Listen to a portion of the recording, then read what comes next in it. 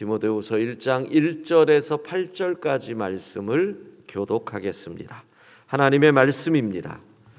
하나님의 뜻으로 말미암아 그리스도 예수 안에 있는 생명의 약속대로 그리스도 예수의 사도된 바울은 사랑하는 아들 디모데에게 편지하노니 하나님 아버지와 그리스도 예수 우리 주께로부터 은혜와 긍휼과 평강이 내게 있을지어다. 내가 밤낮 간구하는 가운데 쉬지 않고 너를 생각하여 청결한 양심으로 조상적부터 섬겨오는 하나님께 감사하고 내 눈물을 생각하여 너 보기를 원함은 내 기쁨이 가득하게 하려 함이니 이는 내 속에 거짓이 없는 믿음이 있음을 생각함이라. 이 믿음은 먼저 내 외조모 로이스와 내 어머니 유니게 속에 있더니 내 속에도 있는 줄을 확신하노라. 그러므로 내가 나의 안수함으로 내 속에 있는 하나님의 은사를 다시 부릴 듯하게 하기 위하여 너로 생각하게 하노니 하나님이 우리에게 주신 것은 두려워하는 마음이 아니요 오직 능력과 사랑과 절제하는 마음이니 그러므로 너는 내가 우리 주를 증언함과 또는 주를 위하여 갇힌 자 된 나를 부끄러워하지 말고 오직 하나님의 능력을 따라 복음과 함께 고난을 받으라. 아멘. 바울과 디모데의 첫 만남은 우리가 이제 다시 사도행전 강해를 시작할 때 사도 바울이 2차 전도 여행을 출발하는 사도행전 16장의 첫 만남이 나옵니다.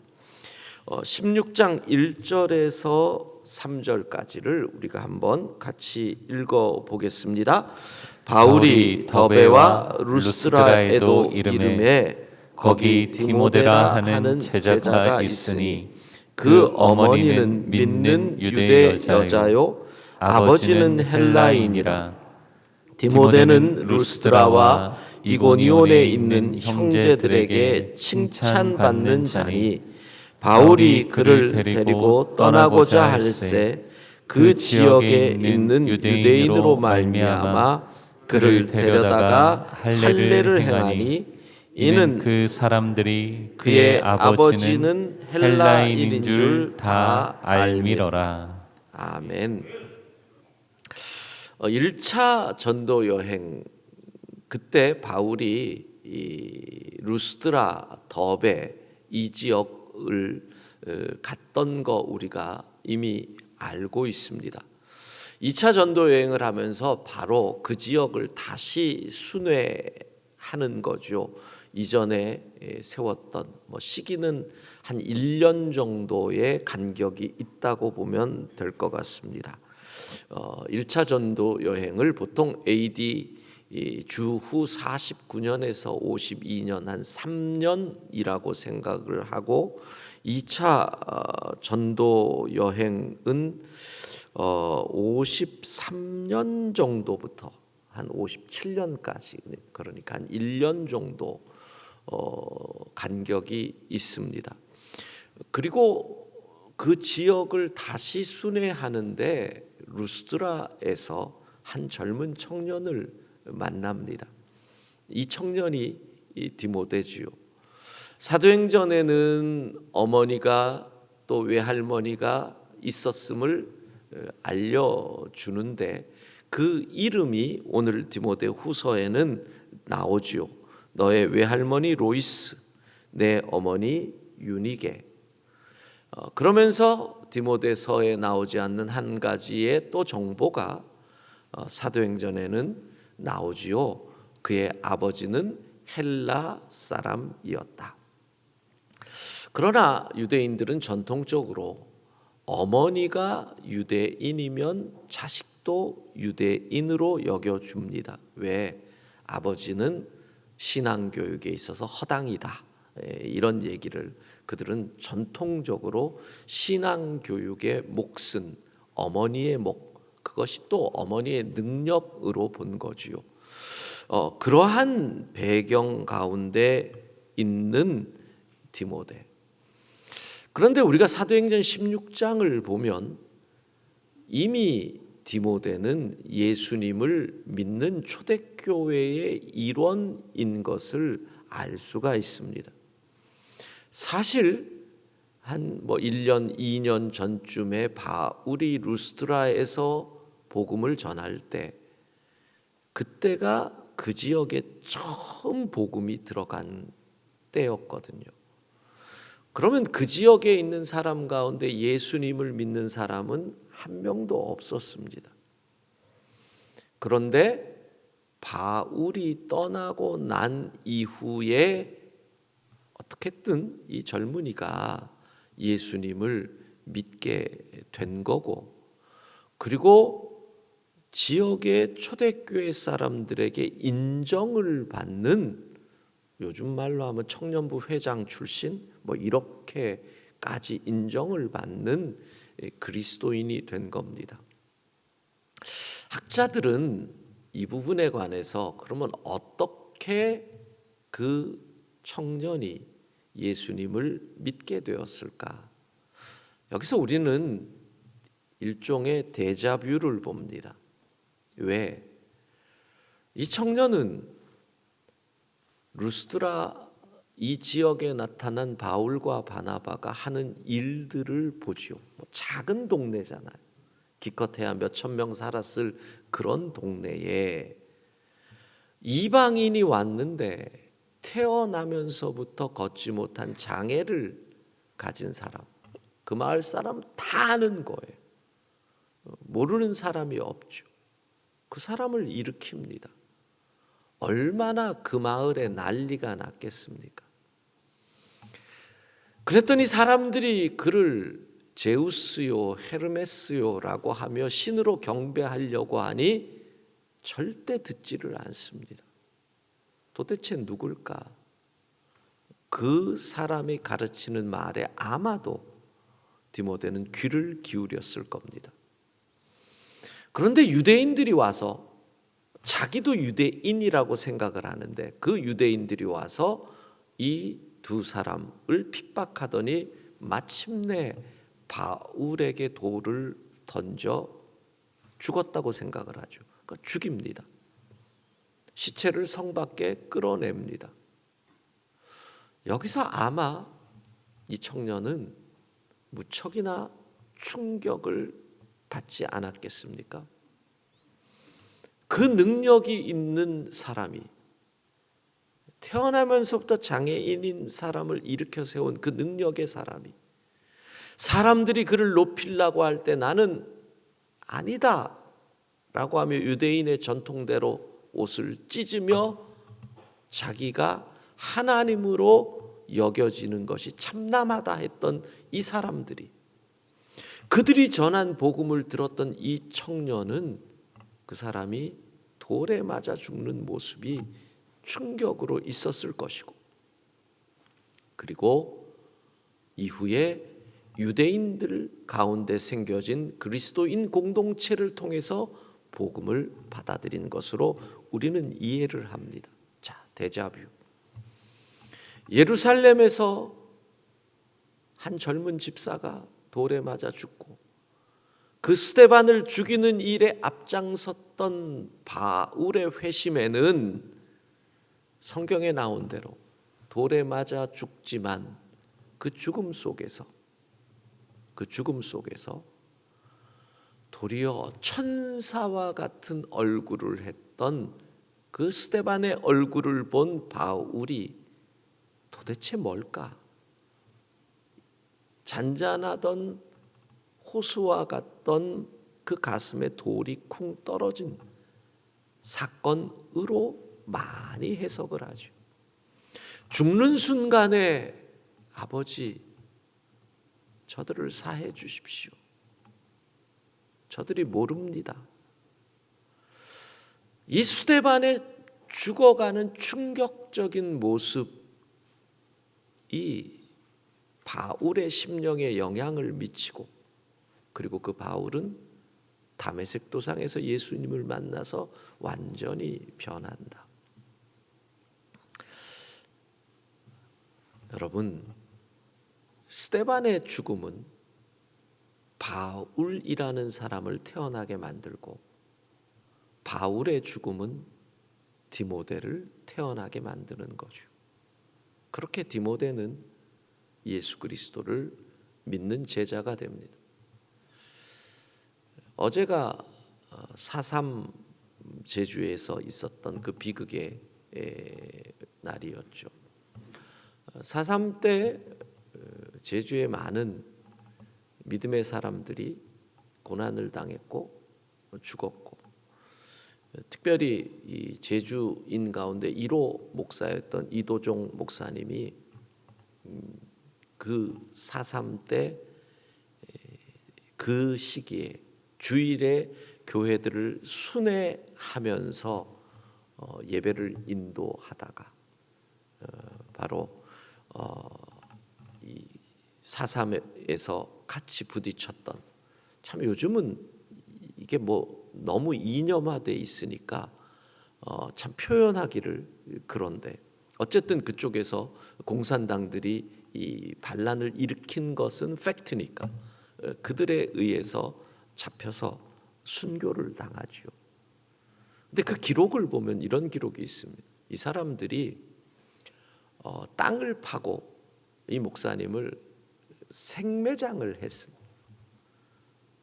생매장을 하는데 흙을 그냥 퍼붓는데 이분이 무릎을 꿇은 채로 흙이 뒤집어 쓰는데 이분이 그렇게 기도했답니다. 아버지, 저들을 사하여 주옵소서. 흙에 파묻혀서 숨을 못 쉬는 순간까지 그 이도종 목사님이 했던 기도가, 아버지, 저들을 용서해 주십시오. 그리고 숨이 멎고 더 이상 호흡이 안 되니까 소리가 멈췄다. 이도종 목사님의 순교의 이야기에 나오는 사실입니다. 자, 그렇게 바울은 디모데와 만나고 그 만남이 얼마나 바울이 디모데를 그렇게 사랑하게 되는지 평생의 동역자로 가지요. 함께 같이 사역을 합니다. 어디까지? 데살로니가까지 같이 사역을 하다가 유대인들이 핍박을 함으로 인해서 피해서 베레아로 가죠. 그 베레아에서 실라와 디모데가 남고 바울은 아테네로 갑니다. 아테네로 가면서 바울이 뭐라고 얘기를 하느냐면 다시 데살로니가로 가라. 그래서 데살로니가에서 사역을 합니다. 데살로니가전서 3장을 보면 나와 있습니다. 그리고 사도행전 18장을 보면 이 디모데는 고린도에서 다시 바울을 만나 함께 사역을 하고 3차 전도 여행 기간을 같이 했다라는 기록보다는 그가 그쪽으로 에베소 쪽에서 아마 3차 전도 여행이 에베소에서 오래 있었으니까 에베소에서 함께 있었던 것, 그리고 예루살렘으로 귀향할 때 예루살렘으로 들어가죠, 바울이. 그리고 로마로 가기를 원하죠. 그때 디모데가 동반을 한 것으로 나옵니다. 물론 바울은 황제에게 가기 원함으로 인해서 예루살렘에 갔다가 가이사랴 빌립보에서 구금돼서 2년의 격리, 일종의 감옥 생활을 하게 되고 배를 타고 로마에 갑니다. 로마에 가서 약 2년 정도를 또 투옥되어 있다가 1차 석방이 됩니다. 그때가 AD 63년 정도, 62년, 63년 정도. 그리고 석방되어서 그가 원하던 스페인으로 갔다라고 하는 이 전설도 있고, 그 석방되어서 쓴 편지가 우리가 지난주까지 봤던 디모데 전서입니다. 디모데 전서 1장을 보면 내가 너를 에베소에 남겨두었다라는 기록이 나오고, 동시에 지금 내가 너를 만나러 가는데 혹시 늦어질까 봐 먼저 편지를 쓴다. 이게 디모데전서 1장에 나오는 거죠. 그리고 64년의 네로에 의한 이 대화재, 로마의 대화재, 그리고 대화재의 범인으로 그리스도인들이 지목되면서 엄청난 핍박이 일어나고 바울은 다시 잡혀서 로마에 투옥이 됩니다. 투옥이 되고 순교한 것이 유세비우스에 따르면 67년이라고 나오고, 또 다른 교회의 역사학자인 히에로니무스는 68년이라고 얘기를 합니다. 그러니까 67년 아니면 68년에 순교를 하고, 감옥에서 그가 스스로 죽음이 다가옴을 알면서 쓴 마지막 편지, 유서와 같은 편지가 디모데후서, 오늘 우리가 읽은 말씀입니다. 디모데후서 4장 우리가 첫날에도, 전서 첫날에도 봤지만 6절 다시 한번 같이 읽어봅시다. 전제와 같이 내가 벌써 부어지고 나의 떠날 시각이 가까웠도다. 스스로 죽음을 인식하고 있는 거죠. 전제와 같이 다 부어졌다. 나는 하나도 없다. 그리고 나의 떠날 시각이 가까웠다. 죽을 날이 다가온다. 디모데후서 4장 21절, 너는 겨울 전에 어서 오라. 무슨 뜻입니까? 이 겨울 넘기기 어려울 것 같다. 추워지기 전에 오라. 그래서 이 편지에는 너무나 디모데를 향한 사랑이 이 편지에 있어요. 오늘 읽었던 3절 보세요. 내가 밤낮 간구하는 가운데 쉬지 않고 너를 생각했다. 밤낮 기도할 때 디모데가 생각났다는 건 뭐예요? 디모데를 위해 기도했다는 거예요. 너는 나의 기쁨이다. 조상적부터 섬겨오던 하나님께 감사한다. 너를 생각하니 감사가 있고, 너를 생각하니 기쁨이 있고, 너는 내가 기도할 수밖에 없게 하는 나의 사랑하는 아들이다. 참 얼마나 사랑하는지. 저는 이 본문을 읽으면서 이런 생각을 했습니다. 바울은 그의 죽음을 앞두고 사랑하는 아들 디모데에게 편지를 씁니다. 여러분은 여러분의 육체의 죽음을 앞두고 무엇을 하실 생각이십니까? 한 10년 전쯤이지요. 우리 교회에 이 사나이 중에 사나이였던 김희경 집사님이라고, 안수 집사님이 계십니다. 그분이 암이 걸려서 저를 이제 찾아오셨습니다. 함께 기도하고. 근데 이분이 저한테 목사님, 양복을 꼭 해드리고 싶습니다. 강남에 자기가 아는 후배가 양복점을 하는데 같이 가자고. 아니에요, 집사님. 사실 제가 그때 우리 교회 온 지 2년, 3년 요 정도 시점이니까 그분하고 대화를 별로 인사만 했지 해본 적도 없고 밥 한 끼 같이 한 적 없거든요. 그래서 이제 사양을 하고 보냈는데 얼마 후에 또 오셨어요. 그때는 더 마르고 걷는 걸음도 불편하고 겨울이 다가오고 있음이 느껴졌는데, 강남의 양복점 후배 사장을 데리고 왔어요. 그래서 제 방에서 그 사장이 제 몸 치수를 다 잰 거예요. 그리고 2주인가 후에 또 그분을 데리고 와서 다시 기장한다 그러나요? 그걸 하고, 제가 오늘 설교를 준비하다가 이 양복이 10년 전 김 집사님이 해준 양복이에요. 10년 전 거라서 좀 헐렁하더라고요. 그런 마음이 들었어요. 이분은 어떤 마음이었을까? 천국 가기 전에 무엇을 나에게 남기고 싶으셨을까? 이 질문이 저에게 계속 왔어요.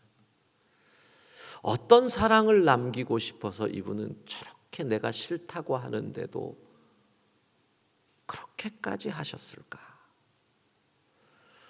아직도 그 마음을 모르겠지만, 그리고 얼마 후에 별세하셨어요.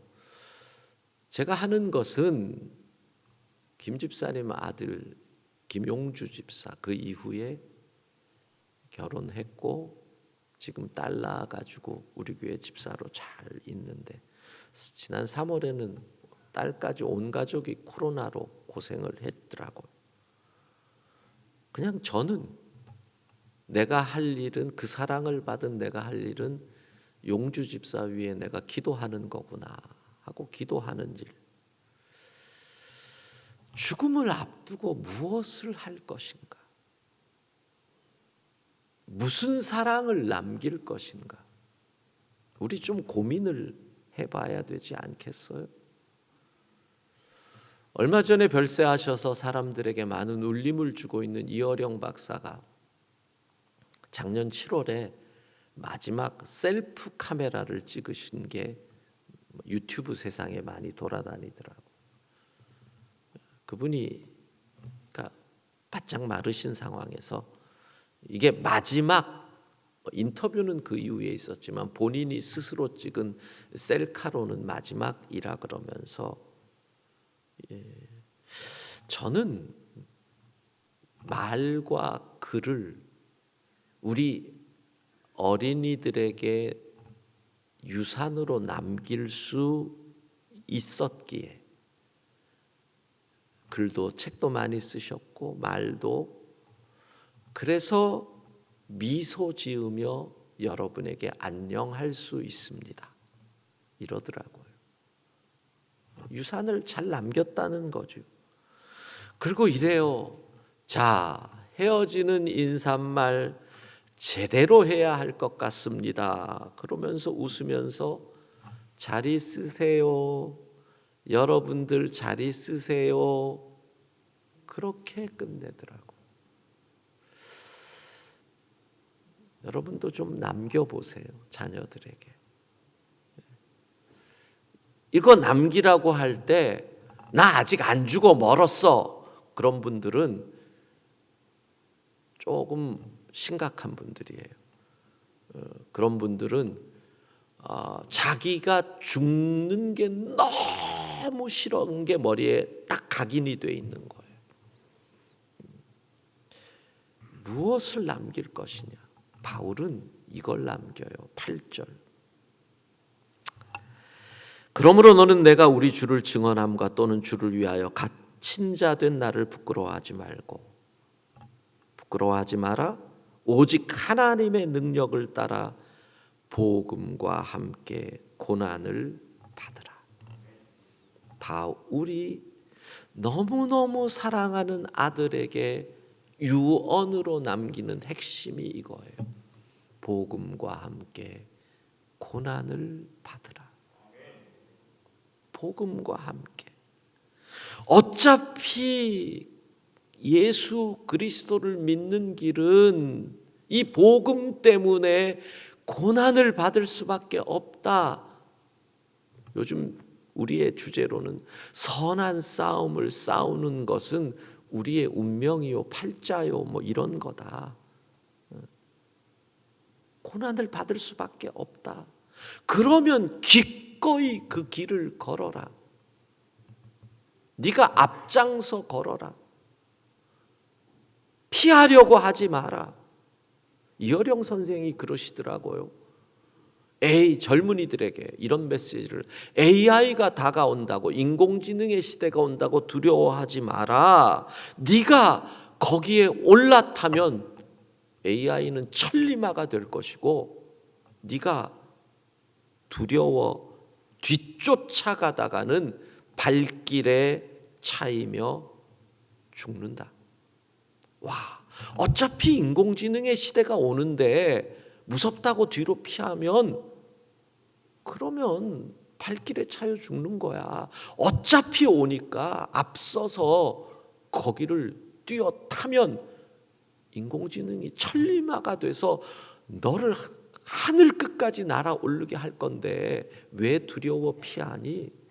어차피 예수 믿는 사람은 복음으로 인해 고난을 받게 되어 있는데 왜 그걸 피하려고 하니? 복음과 함께 고난을 받아라. 왜? 복음은 고난받을 가치가 있다는 겁니다. 밭에서 보화를 발견한 농부 어떻게 합니까? 그 밭을 사기 위해 전 재산을 다 팝니다.